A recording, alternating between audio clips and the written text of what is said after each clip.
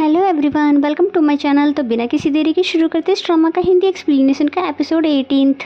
Episode की starting में हम देखते हैं कि मेरिन भागते हुए वी के पास आती है और उससे पूछती है क्या मॉम ठीक है, जिस पे वी ने बोला कि बिल्कुल भी नहीं।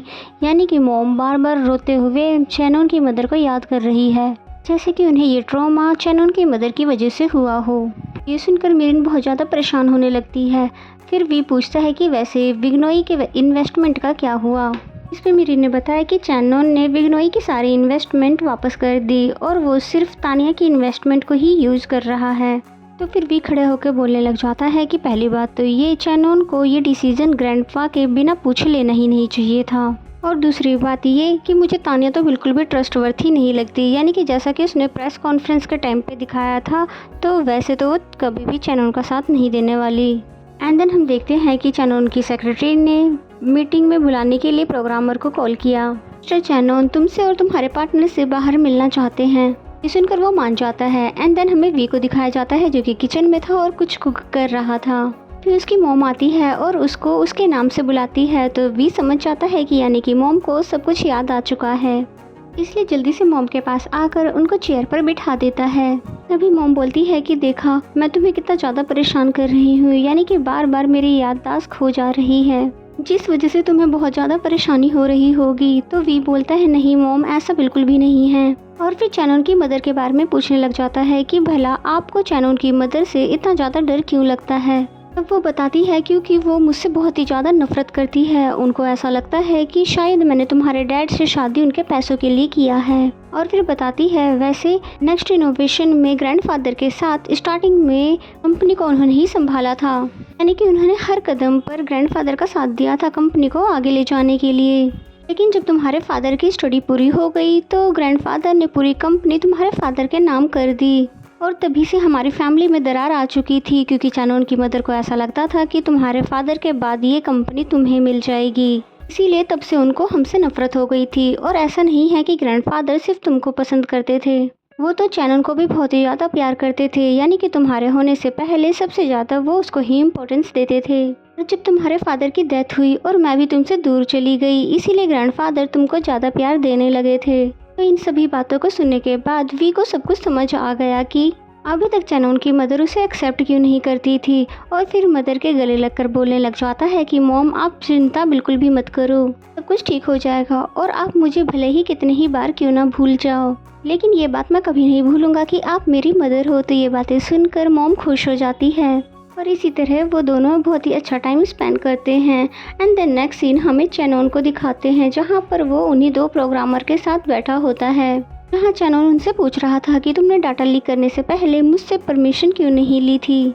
जिस पे प्रोग्रामर ने कहा कि हमें तो लगा कि आपको इस बारे में पहले से ही पता होगा, क्योंकि आप मिस तानिया के बेस्ट फ्रेंड जो हो। जिस पे चैनोन उन्हें समझाने लग जाता है कि आगे जो कुछ भी करोगे उसकी परमिशन तुम पहले मुझसे लेना, क्योंकि कंपनी का नया CEO अब मैं हूँ। तो प्रोग्रामर एटीट्यूड के साथ पूछता है कि लेकिन क्यों, यानी कि हमें तो मिस तानिया बहुत सारे पैसे दे रही है उनके अकॉर्डिंग चलने के लिए, और आप हमें क्या दोगे, यानी कि आपने तो हमें कभी डबल बोनस या ज़्यादा पैसे दिए नहीं, इसकी वजह से हम आपके साइड आए। तो ये बातें सुनकर चैनोन को बहुत ही ज़्यादा उन पर गुस्सा आता है। फिर उनसे बोलता है कि भला तुम ये मुझसे किस तरह से बातें कर रहे हो, और फिर बहुत ही ज़्यादा गुस्से में उन्हें घूरने लग जाता है। तभी प्रोग्रामर चैनोन से कहता है कि आपको तो बल्कि मिस तानिया का थैंक्स करना चाहिए, क्योंकि उसी की वजह से तो आप नया CEO बन पाए हो। अगर आप चाहते हो कि हम आपके लिए भी काम करें तो आपको हमें और भी ज़्यादा पैसे देने होंगे।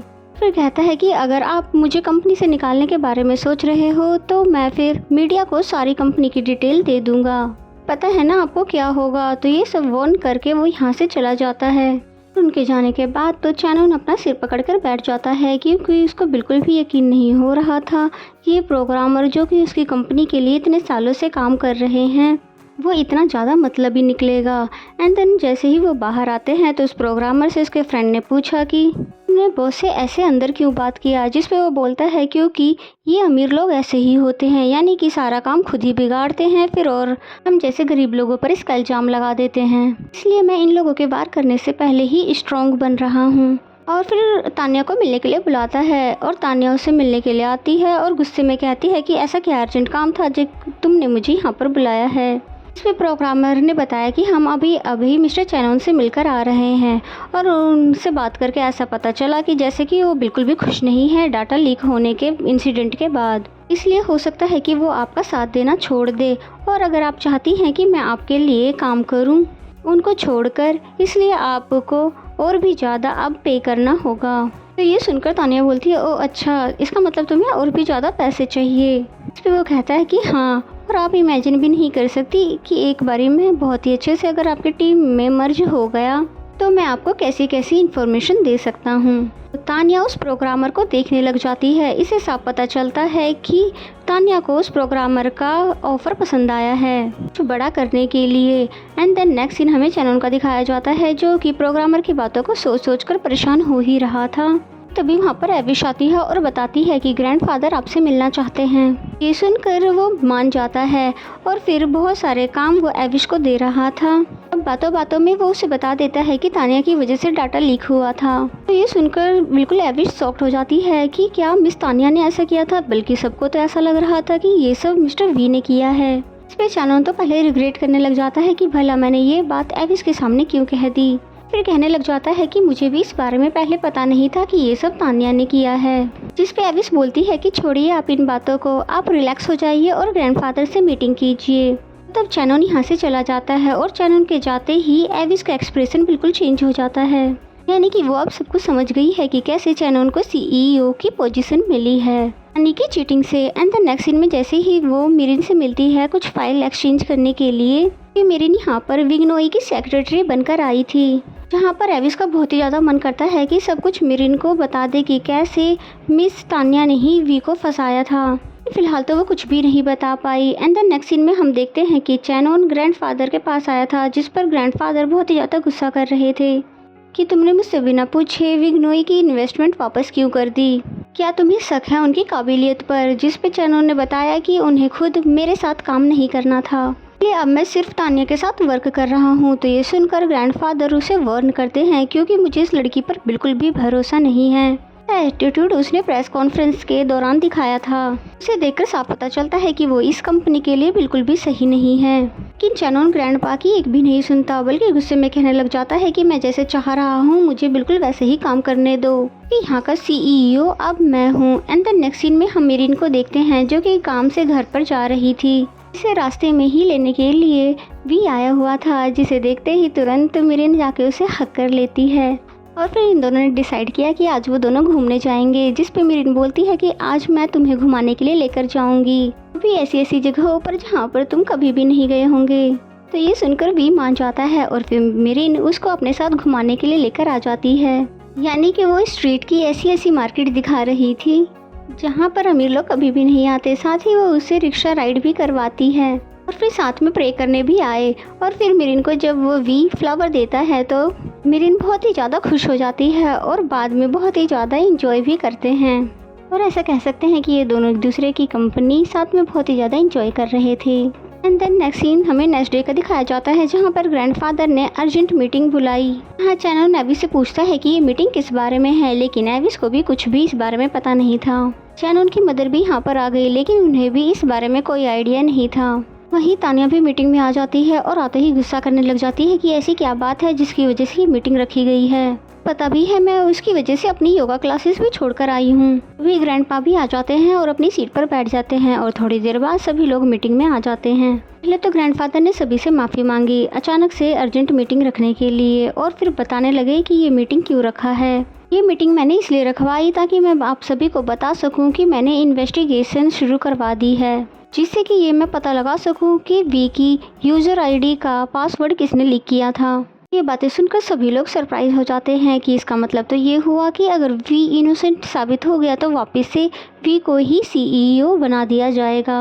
अब इसलिए तानिया तो डर जाती है क्योंकि डाटा लीक तो उसी ने करवाया था, कहीं मैं पकड़ी ना जाऊं। इसलिए फिर कहने लग जाती है कि कहीं आप पागल तो नहीं हो गए हो, ये इन्वेस्टिगेशन करवाने का डिसीजन आप अकेले कैसे ले सकते हो, यानी मुझसे और चैनन से पूछा क्यों नहीं, क्योंकि इस कंपनी के लिए इस टाइम पर मैं और चैनन हम दोनों ही बहुत ही ज़्यादा इम्पोर्टेंट है। और यहाँ आप करते ही क्या हो, यानी कि ये कंपनी सिर्फ आपने बनाई थी लेकिन चला इसे हम लोग रहे हैं। और क्या मैं जान सकती हूँ कि इस कंपनी में आपका रोल क्या है, सिर्फ एक फाउंडर के अलावा। ये सारी बातें सुनकर चैनन खड़ा हो जाता है और उसको बोलता है कि तुम अपनी लाइन क्रॉस मत करो। लेकिन वो उसकी एक भी नहीं सुनती है, बल्कि बोलने लग जाती है कि वी के ग्रैंडफादर तो बस वी का ही साइड लेते हैं और जब देखो उसका मैटर ही सामने रखते हैं। इसलिए मेरा तो कहना ये है कि इन्हें अब रिटायर हो जाना चाहिए। वैसे भी अब ये बहुत ही ज़्यादा ओल्ड हो चुके हैं। तो ये सुनकर चैनन की मदर को गुस्सा आ जाता है कि तुम भला ऐसे कैसे बात कर सकती हो मेरे फादर से। वहीं ग्रैंडफादर की तबीयत बिगड़ने लगती है और तानिया बोलती है कि मैं तो तंग आ चुकी हूँ तुम लोगों के फैमिली मैटर्स से, इसलिए मुझे बिल्कुल भी ऐसा नहीं लगता कि तुम लोग कंपनी संभालने के लायक भी हो। इसलिए आज से और अभी से इस कंपनी को मैं अपना बना रही हूँ। उनकी मदर और चैनन दोनों ही शौक रह गए तानिया की इस बात से। फिर चैनन की मदर पूछती है कि तुम भला ऐसा कैसे कर सकती हो। तो तानिया बोलती है मैं ऐसा बिल्कुल कर सकती हूँ कि मेरे पास बहुत ही ज़्यादा शेयर्स है और सबसे ज़्यादा इन्वेस्टमेंट भी मैं ही कर रही हूँ, इसलिए इतनी चीज़ें काफ़ी है मेरे CEO बनने के लिए, ग्रैंडफादर को फायर करने के लिए, और जो कोई भी मुझसे ज़्यादा बोलेगा मैं उसे भी फायर कर दूंगी। ये लोग तानिया की बातों से हैरान हो गए और वहीं ग्रैंडफादर की तबीयत और भी ज़्यादा खराब होने लगी। फिर चैनन जैसे ही तानिया से लड़ने के लिए आगे आया तभी ग्रैंडफादर ने चैनन को पुकारा। चैनन भागता हुआ ग्रैंडफादर के पास आता है और फिर सभी लोगों ने ग्रैंडफादर की कंडीशन को नोटिस किया। ये सभी लोग बहुत ही ज़्यादा परेशान होने लगे, स्पेशली चैनन और उसकी मदर। तानिया तो ये सब देखकर बहुत ही ज़्यादा खुश हो रही थी, इसलिए आराम से चैनन की CEO वाली सीट पर बैठकर इस नज़ारे का मज़ा लेने लगी। एंड द नेक्स्ट सीन हमें हॉस्पिटल का दिखाया जाता है, जहाँ पर वी भागते हुए आता है और फिर चैनन से पूछता है कि ग्रैंडफादर को क्या हुआ है। तो ये सुनकर चैनन बुरी तरह से रोने लग जाता है कि वी प्लीज़ मुझे माफ़ कर दो, यानी कि सारी गलती मेरी है, यानी जो कुछ भी हो रहा है वो मेरी वजह से ही हो रहा है। तो ये सुनकर वी बिल्कुल हैरान हो जाता है, जिसके बाद वो आराम से चेयर पर उसको बिठाकर सारी बात पूछने लगा। चैनन ने मीटिंग रूम में हुई पूरी कॉन्वर्सेशन वी को बता दी कि कैसे तानिया ने मीटिंग रूम में क्या क्या कहा और कैसे ग्रैंडफादर की तबीयत बिगड़ी। फाइनली अब चैनन को रियलाइज़ हो रहा है कि वो कितनी बड़ी गलती कर चुका है तानिया को इस कंपनी में लाकर, जो कि अब इनसे इनका सब कुछ छीन रही है। और वहीं चैनन की मदर भी बहुत बुरी तरह से रो रही थी। तभी चैनन से वी बोलता है कि तुम फिक्र मत करो, कुछ ठीक हो जाएगा और हमारे ग्रैंडफादर भी बिल्कुल ठीक हो जाएंगे, तुम देख लेना। एंड देन हमें तानिया को दिखाते हैं, जो कि चैनन की ऑफिस में आकर बैठी है और उसकी चेयर पर बैठकर किसी को कॉल करती है, सारे पेपर लेकर आने के लिए बोलती है, यानी कि जल्द से जल्द तानिया को इस कंपनी को अपना बनाने का है, ताकि वो ग्रैंडपा, चैनन और चैनन की मदर इन तीनों को भी कंपनी से बाहर कर सके। इसलिए यहाँ पर वो इन सभी बातों को सोचते हुए मुस्कुराने लगती है। और इसी सीन के साथ ये एपिसोड यहीं पे ख़त्म हो जाता है। तो आने वाले एपिसोड में पता चलेगा कि तानिया ऐसा कर भी पाएगी कि नहीं, वी और चैनन उसे रोक पाएंगे कि नहीं। तो मिलते हैं नेक्स्ट एपिसोड में, तब तक के लिए bye bye and take care.